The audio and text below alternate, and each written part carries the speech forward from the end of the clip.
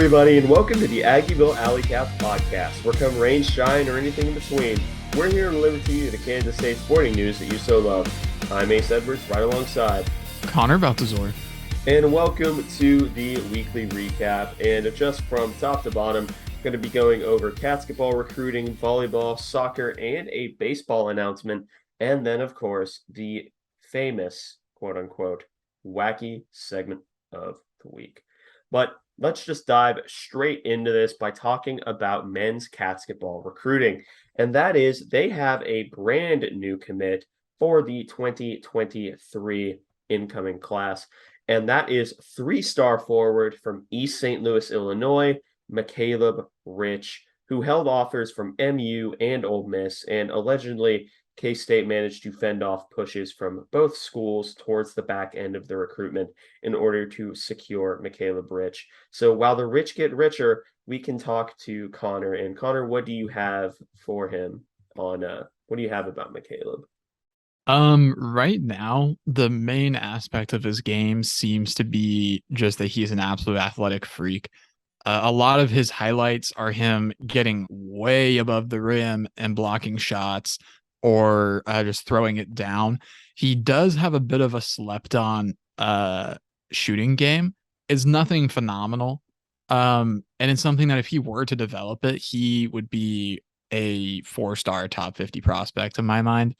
But he's like a developmental big that I think the staff is going to really thrive on, where they just get a guy that's an unbelievable athlete and can do that really well. And they basically make highlight plays on offense, make some big dunks, and they're incredible defenders and play bigger than they are. So I think that's the type of post player the staff is going to be looking for going forward. McCaleb Rich is athletic enough to guard multiple positions. He's 6'7", 225. And yeah, he is a better outside shooter than I think he's probably going to be given credit for. Doesn't mean he's a phenomenal outside shooter, just that he's okay. He can do it. Yeah, it is something he's capable of at minimum. I think he shoots in the mid 30s at the high school level, which is fine. He's not going to be asked to do that a ton, I would imagine, unless he really figures it out. But yeah, K-State does beat Mizzou and Ole Miss. And then goes into Illinois and gets another really high level prospect. On 24/7, he's the 129th ranked player in the country, was the third best player in the state of Illinois. So that actually gave K-State according to 24/7, the number 1 and number 3 players from the state of Illinois, which is kind of a pretty big recruiting statement, honestly. Number one's Day-Day, isn't it? Day-Day Ames? Yes, Day-Day Ames. And then McCaleb Rich on 3, he's 172nd in the consensus rankings, 7th in the state of Illinois. ESPN doesn't have him rated rival. He's a consensus 3-star across the board. Just under a 4-star and on 3 and 24/7. But yeah, I really like him and his athletic potential. I'm trying to think about K-State comps, but there's really not one player that I'd say that he's very similar to. In terms of athleticism, he kind of feels like Dominique Sutton from some of those late 2000s Frank Martin teams. And those were some fun teams. Granted, his skill set is different. For one, he can actually shoot the 3, but he is a bit of a different player than Dominique Sutton. So it's definitely not a perfect comparison, and I wouldn't go around telling people that he is Dominique Sutton just because I don't think that's particularly accurate. But I'm struggling to think of a really proper comparison off the top of my head, at least. But I like McCaleb Rich a lot. To add to this class, what is, as things stand, the best recruiting class K-State basketball's had in a very long time, and potentially will grow more. I'd imagine they feel pretty good about what they have. If I were guesstimating, they're probably not going to take more than 2 more guys. I think it'd be surprising to see them take more than 2 more people in this class. Yeah. But yeah, pretty much everything you said, I agree with. He's just a really, really good athlete who's able to drive to the bucket really well. Because there's one highlight where I saw he also just doesn't give up. Like he's a full tilt, full go player. And there's a highlight where someone misses a shot, other team gets the rebound, and then he gets it back, takes it to the other end of the court, and just slams it. And it honestly looked really unfair because not only was he bigger than everyone else, he was faster than everyone else. But yeah, Yeah, Michaela he is Rich, an athletic monster on the absolutely. court. Yeah, so I'm really excited about that one. You know, him, Michaela Rich, and um RJ Jones and Data RJ Ames. Jones, RJ Jones and Data Ames. You know, that's going to be a really exciting recruiting class. So, you know, and it's not complete yet. I think if I'm remembering correctly, there was a graphic someone put out. There's 2 free spots, like regarding if no one else leaves other than seniors this year. Yeah. So we might use all of those for the high school ranks. We might save one for a transfer. It remains to be seen.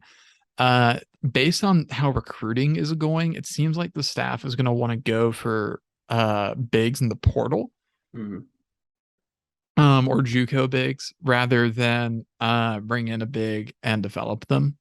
Um, I'm just speculating based off of like 6 months of the staff. So that's really not a fair assessment, really. Yeah. But based off their patterns thus far, that kind of seems like the goal that they have in mind.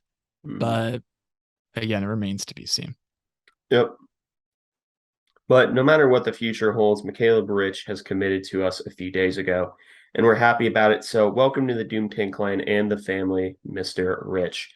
But now we can move on to recapping the sports that played, and there aren't many dubs to talk about. In fact, there aren't any.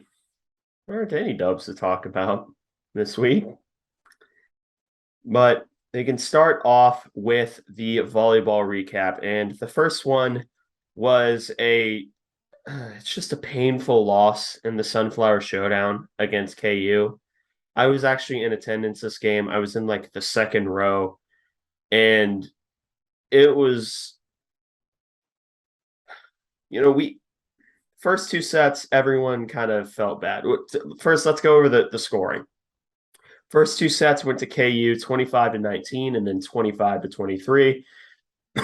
Sets 3 and 4 went both 25 to 20. And then the extra set, which was forced, was 15 to 7 in favor of KU, leading to a 3-2 KU victory. This was deflating. It really was, because the sets 3 and 4, like the crowd was actually really into it. Like we were more into it. We were more into it than just about any other any other volleyball game that I've ever attended, which granted I've only attended, roughly 3 or 4, but it was deflating to get manhandled in that last set in the way that we did, especially in the team's big rivalry game and in front of such a large crowd. Yeah, yeah. This is the sort of game that really should have been put away by K-State because they have this huge comeback, all to really come up short. They didn't play super well the first set. It wasn't like a blowout or anything, but second set they did, I believe, blow a lead late there. Then they take 3 and 4, 25-20, and then yeah, the fifth set just run out of juice at the end of the match. Um, but yeah, attacking wise, not a ton to write home about. Honestly, going up and down, at least in terms of overly efficient players. Shaylee Myers did hit really well. 27 attack attempts, 13 kills, 2 errors, hitting 407. So really good there. And then other than that, Katie Fernholz, 22 attack attempts, 10 kills, 4 errors, 273. But Malia Carter and Elena Baca don't have the best days. Leah Carter had 65 attack attempts, 20 kills, but 14 errors, hitting 092. And then Elena Baca was actually underwater with her hitting percentage. She was hitting minus 0.133, 15 attack attempts, 3 kills, 5 errors. Sydney Bolding had a nice day. Again, 25 attack attempts, 10 kills, 0 errors. And then Haley Warner, 19 attack attempts, 6 kills, 4 errors. 10 service errors to 5 service aces. Not a great number there. Better than KU did. They had 11 service errors to 3 aces. But 4 errors to just 1 ace by Aaliyah Carter. Mackenzie Morris had 20 digs. I believe she became the all-time dig leader at No, she K-State. was the fastest to hit 1,000. Oh, that was it. Yeah. So she did do that in this match. Other than that, Elena Baca had 13 digs as well. But it was a kind of really disappointing outcome after performing fairly decently. And a lot of that is KU's just a really good team, but when you're allowing one of KU's players, London Davis, she went 34 attack attempts, 22 kills, and not a single error. She was hitting 647, Yeah, and which is it was in the exact same spot too. They kept hitting the exact same spot on the court, and it just we didn't adjust to it for the longest time. yeah, and that is unbelievably frustrating to let happen. Which I mean, granted, to do that, you have to be good. And KU is a very good volleyball team. They nearly took down Texas, and we know how good Texas is. So but still, you get that close in a rivalry game, really need to finish, but just not quite able to bring it home. That's pretty disappointing. Yeah, and especially in front of that crowd, it was 2,600, and I believe that number that was there. It actually kind of felt like more, especially because of how into it some people got. They even played every time we touched. Like they were trying to get that hype. They didn't play Sandstorm because they're not stupid, but they're not stupid, and it's also not basketball. But yeah, this was a really disappointing result, especially sitting there watching it happen. Granted, what happened immediately afterwards was the Oklahoma game. This was not a good sports weekend for me, except for the K-State game, like against Oklahoma, because MU lost in the most painful way possible. The Chiefs lost because Chris Jones talked. Free him. But Wake Forest lost. I was rooting for them to beat Clemson. I was not having a good weekend. But at least the one game that went well was incredible. So, Yeah, that's true. silver lining, I suppose. Yeah. But the next matchup was K-State at Texas Tech in Lubbock. And this one wasn't even close. It was 0-3. K-State got 0-3'd by the Texas Tech Red Raiders. I watched this game. This was another one that even though the scores of the first 2 sets were close, it didn't feel like at any point we were going to win this match. It went 25-22, 25-23, and then 25-15. And we'll get into the grander takeaways after we go over stats, but it was not a good performance. Yeah, clearly not. Only hit 144 as a team compared to 272 for Texas Tech. So the offense isn't working and the defense isn't working, and that's really, really concerning. Elena Baca, 32 attack attempts, 12 kills, 4 errors, hitting 250 on the day. Katie Fernholz, 14 attack attempts, 8 kills, 1 error on the day. Other than that, Aaliyah Carter only plays in 2 sets, gets 9 attack attempts, 1 kill, 3 errors, not a good day. Shaylee Myers, 37 attack attempts, 10 kills, 3 errors. There's not a lot happening there, really. Really, really poor performance all around. Texas Tech just completely outplays K-State in most conceivable ways. Mackenzie Morris got 17 digs. Not much else to report, really, other than that. We had a handful of errors, but only a couple aces. Not a ton going on there. Yeah, just a wholly unremarkable volleyball match in the worst way possible for K-State, who after this falls to 9-6 and 0-2. The wheels have kind of started to fall off for the volleyball team. It feels like either that or they really just handled the letdown from the KU game really poorly. I'm trying to reconcile what happened here, but it's just a really poor performance all around. Nothing on the stat sheet suggests otherwise. Uh, Thoroughly disappointing. Yeah. And now we can talk about the grander context because after a start which had us going 9-2, which our only losses were to at the time ranked in the top 25 University of Central Florida.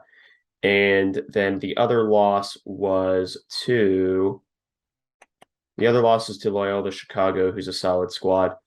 We have dropped 4 straight games, and all of those, granted, were quality opponents, but the Big 12 is a quality volleyball conference. You have to beat quality opponents. I know Rice was ranked going into it, Crichton was ranked going into it, but KU and Texas Tech both had above 10 wins going into both of their matches. And, maybe it's kind of on us for getting our hopes up after starting 9-2, but losing 4 straight, that's tough, especially losing your first 2 in conference play. Yeah, they're digging a hole that's going to be really difficult to get out of going forward.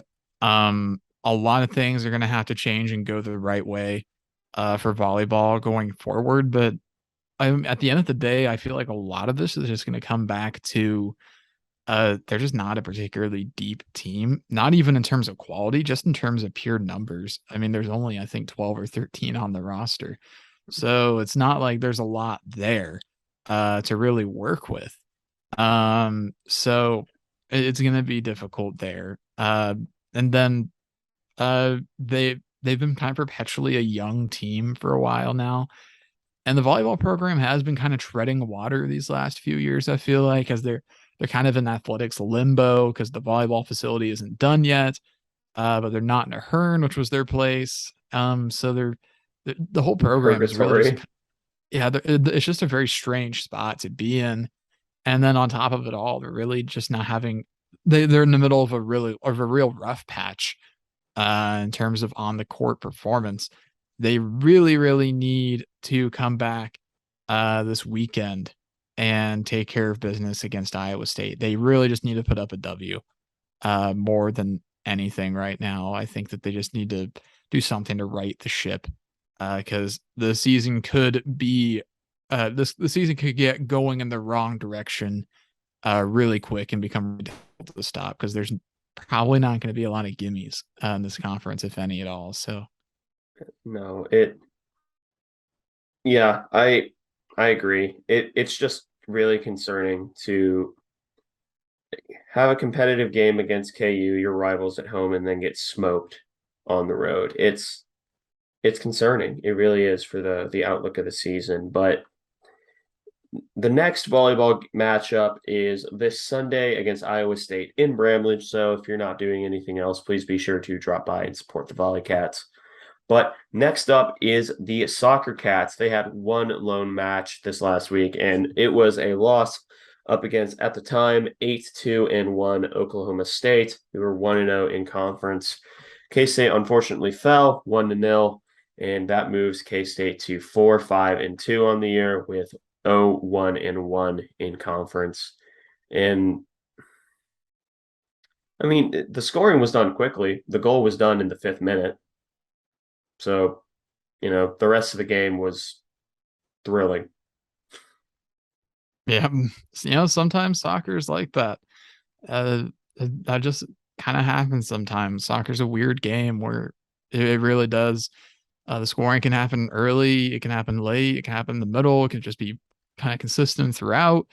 And it's one thing if there's not a lot of scoring, but there's a lot of attempts, at least in a lot of like big chances. But this game there wasn't a ton of shots on either side, especially K-State's side. K-State gets 2 shots in the first half, 3 in the second, not a single one on target. Then Oklahoma State, they get 10 total shots off, 5 of them on target. Only one of them needed to get home, and that was enough for them. Corner kicks were about even 7 over the match for Oklahoma State, 5 for K-State. K-State doubled up, almost doubled up Oklahoma State in fouls. No yellow cards or anything in this match.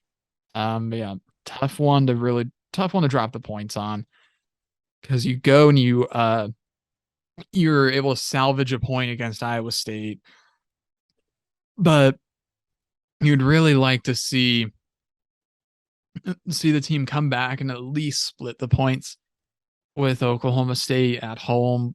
Oklahoma State is a good team, as I recall. Yeah. Um, my knowledge of the like history and like lineage of women's soccer in the Big 12 is fairly limited just because I haven't paid attention to it for that long because K-State didn't have a team for a while. Yeah. But it's you'd like to see them do a little bit more. And then this is a good Oklahoma State team.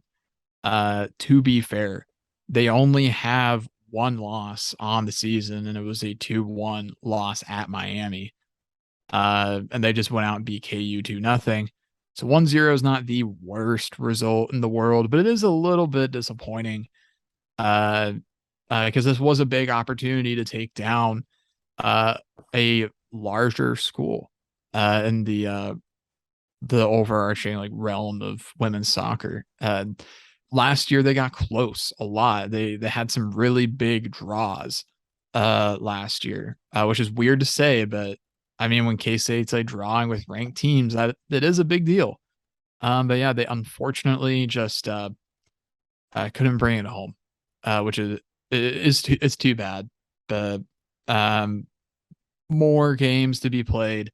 It could have been worse, I suppose. Certainly could have.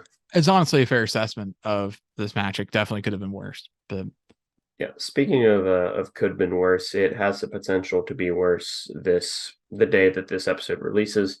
That is the matchup up against TCU, the ranked TCU Horned Frogs at Bouger Family Park. So it's a Friday night. I know you have a lot of plans on Friday night, but if you're not doing anything else, please be sure to drop by that stadium to celebrate Socktoberfest, because that's actually what the event is, Socktoberfest. yeah, TCU ranked 12th in the country right now. They are unbeaten in their last 5 matches, including a win on the road at number 21 Texas A&M, drawing with number 16 Harvard, and drawing with number 23 Texas, and then a 1-0 victory over KU. A match that was actually on ESPNU as opposed to just ESPN Plus. Wow. But yeah, they meaning TCU, really good team year in year out. Um, a little strange that at least based on this presentation, TCU's ranked and Oklahoma State isn't when Oklahoma State has a really solid record. Part of it might just be competition. Doesn't look like Oklahoma State's played many, if any, ranked sides. But regardless, uh, big opportunity, a big event that weekend's Oktoberfest. I will almost certainly not be able to go to it. I wish I could, because Oktoberfest looks fun. But maybe I'll be able to follow along if nothing else. Um, but yeah, it's a big opportunity. There's probably going to be a larger crowd than usual as well for Oktoberfest. So they could really make a statement um on day of release, I suppose, for this match. So if you're in the Manhattan area and you need something to do on a Friday night, there will be a soccer match going on, and tickets probably will be pretty cheap. Uh, And if you're a student, you're I will free. not make promises. I don't know what they will be, but And if you're a probably not student, it's free. expensive. Yeah, and if you're a student, it's free. So walk over, drive over, parking's free for soccer. So and take a little time. They don't last that long. They're like a couple hours. So it starts at 7, be done by 9. You still have time to go out. So Yep. Celebrate a victory or drink away your sorrows with a loss. But it's the beautiful thing about going out to a sports game. No matter what, you've got an excuse. yep. But next up is actually a pretty big dub, and that is for the men's golf team. And they traveled to Wake Forest to participate in the Old Town Collegiate and ended up winning that as the champions. And this is I believe it is the fourth. It's the fourth title of the current head coach's tenure here at K-State. And, it's the head coach, Grant Robbins, I should say. I should probably say his name, but this is his fourth team title that he's had. And, congratulations to the men's golf team because they are athletes too. And the impressive thing about it being his fourth um tournament title as the head coach is that it's also his second one this year. And they've had exactly 2 tournaments this year. So granted, one of those was the home invitational, and a lot of the competition wasn't spectacular. But this actually did have some pretty solid competition, some larger name schools. K-State beating Wake Forest at what I believe was their home invitational. Yep, it is. Penn State was there, Rutgers was there, Cincinnati was there. Wake Forest actually had 2 teams competing in this one. There were other schools. Furman, they got third, but K-State finishes minus 12 as a squad. For those who don't know, low score wins in golf. But yeah, you know what? I'll take a natty in golf, honestly. I'll take any. We I'll take take those. We take those. We absolutely do take those. It is a in the recap, they do mention that the all 5 Wildcats that were in the lineup, I'll list them: Cooper Schultz, Will Hopkins, Nicholas Mason, Tim Tillmans, and Lauren Sheergan. They finished with the exact same score of 1 under par, and all of them tied for 16th, and that is the first time that's ever happened in school history. How about that? How about the Cats? Yeah, really, really nice performance for the golf team. We've been talking more about the golf team than I ever expected to, especially because it's fall golf, and golf is generally a spring sport, but they do have some fall competitions. So we may have set the record for most time the men's golf team has been mentioned on a podcast. I think you're right, because I'd imagine the over under for all time mentions on any KSA podcast is maybe 0.5, excluding like the last 2 episodes of this show. Yeah. But yeah, they do have another meet coming up in October. If you feel like going out to Corvallis, Oregon to watch them at the Oregon State Invitational. I don't. I don't either. I will be busy. I have midterms. But I suppose if hypothetically anybody wants to really go to Corvallis and watch K-State golf, you More have an power opportunity. to you, I guess. Or if you're already in Corvallis and you're a K-State fan, you have no excuse. But yeah. Now we've gone over what has happened, but now let's talk about what will happen. And that is baseball announced that they will be in a tournament to open the season, similar to whatever it was called. The tournament they had last year at Globe Life at the Rangers Stadium. It was Auburn, Michigan, and Arizona. Right. That tournament didn't go too well for us, but we're going to be opening in the Carbach Round Rock Classic, which includes teams such as K-State, Iowa, LSU, and Sam Houston. All of those are pretty good baseball programs. So it'll be a gut check. If nothing else. Yeah. It will in fact be a gut check. Be huge if the team could come away with some dubs there. I'm just not going to sit here and set expectations high again, because last year we were really wanting a big year for the Batcats, and we just did not get it. I'm not going to allow myself to be harmed again. We will see what happens this year. Well, we may have Jackson Wentworth this year. I really hope so, because he's supposed to be incredible, and he did not see the field once due to injury last year. So look out for the Batcats preview when that happens in 4 months. Like literally a third of a year from now. Third of a year and 40 episodes from now. Yeah, it is a ways away. Yeah. But that wraps up the recap segment. Now we can go into everyone's favorite, the wacky segment of the week. On this week, build a team of 5 to go on Survivor as a cohesive unit. The only caveat is you can pick a maximum of 2 people per sports teams, and coaches are on the table. Would you like to go first? I would. Okay. Um, I will start with Dream Dowling. I feel as though I have to include him. Next, I will take Uso Seumalo off of the football roster. I'll also add Jacob Parrish for some speed from the football roster. I'll bring in Serena Sundell from the basketball team, women's basketball team, and then I will bring in Aaliyah Carter from the volleyball team. Though that's my 5. Jareem is, I guess, the leader. By default, as he is a coach, I hope he would lead. Uso's the enforcer, being Being the large Uso. minis. Other than that, I'd say the rules are kind of undefined. Jacob Parrish is fast, I guess. He'll be there for the speed challenges. Yes, he will. Leah Carter jumps high. Serena can shoot from far away. I hope that comes in handy as well. But All right. So my team ended up being Damon Ilalio from the football team, then Kingsley Ugu from the football team, Heavenly Greer from the women's Catsketball team, and yeah. I'll actually end up making a change here. It'll be Kaylin Culpepper from the baseball team, and then Jerome Tang as from the men's Catsketball team.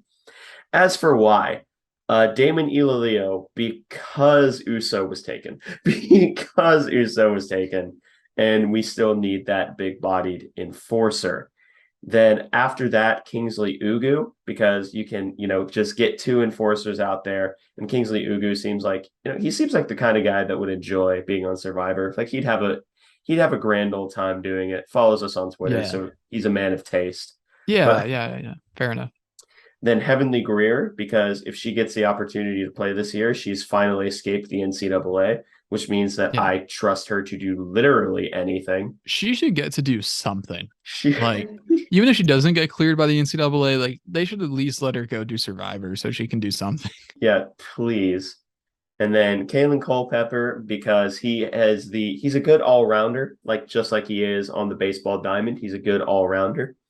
And then Jerome Tang, because I feel like under his leadership, he could motivate them to find a way to not necessarily circumvent every challenge, but do them in such a way that can only be done with intense motivation. I like that. That's a well-rounded squad right there. Yeah. And your explanations are pretty much better than me in every situation.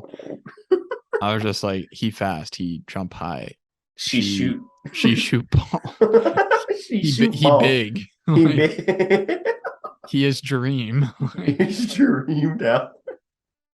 It'd be interesting to see those 2 teams meet up, though. Just like, how do you think? How do you think Jareem and Jerome would like? How do you think they would? How much do you think they would? How competitive do you think they'd be with it? I guess is what I'm asking. Very, Very. I think that they would be very competitive. They treat this like life or death. I think that they would. I mean, it's called Survivor, so They take it to another level. Like every single time extreme someone's Survivor. eliminated, The safeties are off. the safeties are off. Jerome Tang and Jareem Dowling Survivor. But yeah, that pretty much wraps up this episode of the Aggieville Alleycats podcast. Thank you all so much for listening. If you want to contact the show, you can follow us at Aggieville Alleycats on Twitter. That's capital A, and capital C in cats. If you want to email us, we're AggieVilleAlleycats@gmail.com. If you want to follow us on a more personal note, I am at AC Edwards00. I am at Connor Baltazar, capital C, capital B. And if you want to support the show financially, please be sure to check out the official Aggieville Alleycats merch store, where you can find such designs as the staff-approved Doomtang Clan, Play Sandstorm Cowards, and Neon Alley Cats. But most importantly, thank you all for listening to this episode of the Aggieville Alleycats podcast. Where come rain, shine, or anything in between, we're here to deliver to you the Kansas State sporting news that you so love. Stay safe, Alleycats.